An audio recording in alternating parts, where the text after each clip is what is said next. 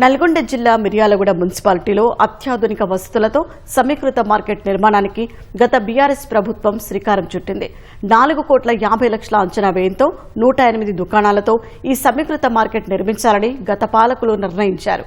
అయితే 2022లో అట్టహాసంగా ప్రారంభించిన మార్కెట్ నిర్మాణం స్లాబ్ దశకే పరిమితమైంది. 2 ఏళ్ల నుంచి పనులు ముందుకు సాగడం లేదు.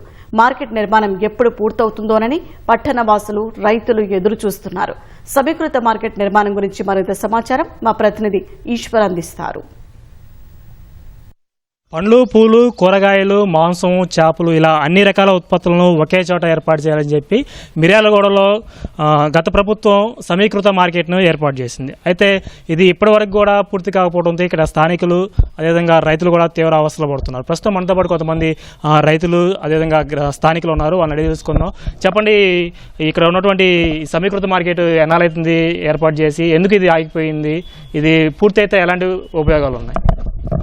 గత ప్రభుత్వం 4 సంవత్సరాల క్రితం సమీకృత కూరగాయల మార్కెట్ అని చెప్పి integrated vegetable and fruit and non veg market అని చెప్పి ఒక అత్యాధునిక అంగులతోటి, సోలారు విద్యుత్ తోటి, మరి పరిశుభ్రమైన వాతావరణంలో ఈ కూరగాయలు, పండ్లు, చేపలు అన్నీ కూడా ఒకే దగ్గర వేదికగా మరి చేయాలని చెప్పి తలచి నెలకొల్పడం జరిగింది. మరి అరకొర వసతులతోటి దాన్ని గత ప్రభుత్వం అయినా మరి ఇప్పటి ప్రభుత్వం అయినా కూడా పట్టించుకోకుండా అధికారులు, ప్రభుత్వం నిమ్మకు నీరెత్తినట్టుగా కొనసాగడం వల్ల మరి ఎక్కడి పనులు అక్కడే శిథిలావస్థకు చేరుకునేటువంటి పరిస్థితి దాపురించింది. మరి జనాల శ్రేయస్సు కోసం వీటిని కొనసాగింపు చేయాలని చెప్పేసి కోరుతా ఉన్నాం. మీరు చెప్పండి, ఈ నిర్మాణం ప్రారంభించి ఎన్నాళ్ళు అవుతుంది? అదేవిధంగా ఇప్పుడు పట్టణంలో చూసుకుంటే ముఖ్యంగా ట్రాఫిక్ సమస్య అధికంగా ఉంది. ఇది కనుక నిర్మాణం పూర్తయితే ట్రాఫిక్ సమస్య తగ్గే అవకాశం ఉంది. గతంలో కేసీఆర్ గారి ప్రభుత్వం ఉన్నప్పుడు ఇక్కడ మాజీ ఎమ్మెల్యే భాస్కరరావు నాయకత్వంలో ప్రారంభించారు.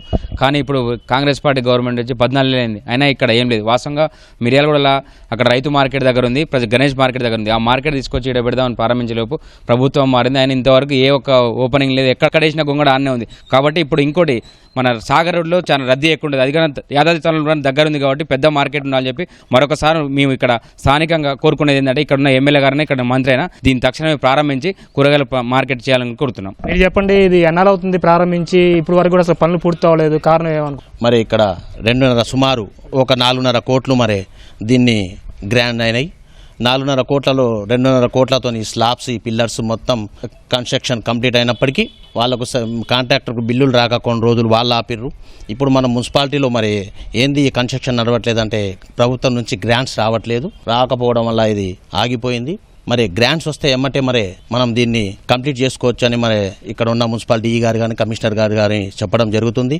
మరి ప్రభుత్వం మరి ఎందుకు అశ్రద్ధ చేస్తుందో తెలియట్లేదు. సమీకృత మార్కెట్ పూర్తవడం వల్ల గ్రామీణ ప్రాంతాల్లో కానీ, పట్టణ ప్రాంతాల్లో ఉన్నటువంటి ప్రజలకు అన్ని సౌకర్యాలు ఒకే మార్కెట్లో, అంటే నాన్ వెజ్ కానీ, బయట ఉన్నటువంటి షాపులలో కటికలు పెట్టుకునే నాన్ వెజ్ కానీ, చికెన్ కానీ, కూరగాయలు, పండ్లు అన్ని విధాలుగా, అన్ని రకాలుగా ఒకే ప్రాంతంలో వినియోగదారులు ఉంటారో వాళ్ళు అన్ని ఒకే చోట కొనుక్కొని సరుకులు కొని ఇక్కడి నుంచి బయటికి వెళ్ళే అవకాశం ఉన్నది. బడ్జెట్ ఉన్నా కూడా వీళ్ళు ఎందుకు చొరవ చూపెట్లో అర్థం కావట్లే. ఈ ఇంటిగ్రేటెడ్ మార్కెట్ కనుక పూర్తి చేస్తే మిర్యాలగూడ పట్టణంలో ప్రత్యేకంగా నివసించే పేద మధ్యతరగతి కుటుంబాలకు ఇది సౌకర్యంగా ఉంటుంది. దీన్ని పూర్తి చేయాలని కోరుతా ఉన్నాం. ఇది మొత్తంగా కూడా గత ప్రభుత్వం అట్టహాసంగా ప్రారంభించినటువంటి సమీకృత మార్కెట్ మొత్తం కూడా ఇప్పటికీ స్లాబ్ వరకే పరిమితమైంది. త్వరగా నిర్మాణం పూర్తి చేయాలని చెప్పి ఇక్కడ స్థానికులు అదేవిధంగా రైతులు కూడా కోరుతున్నారు. కెమెరామెన్ జనార్దన్తో ఈశ్వర్, ఈటీవీ న్యూస్, మిర్యాలగూడ.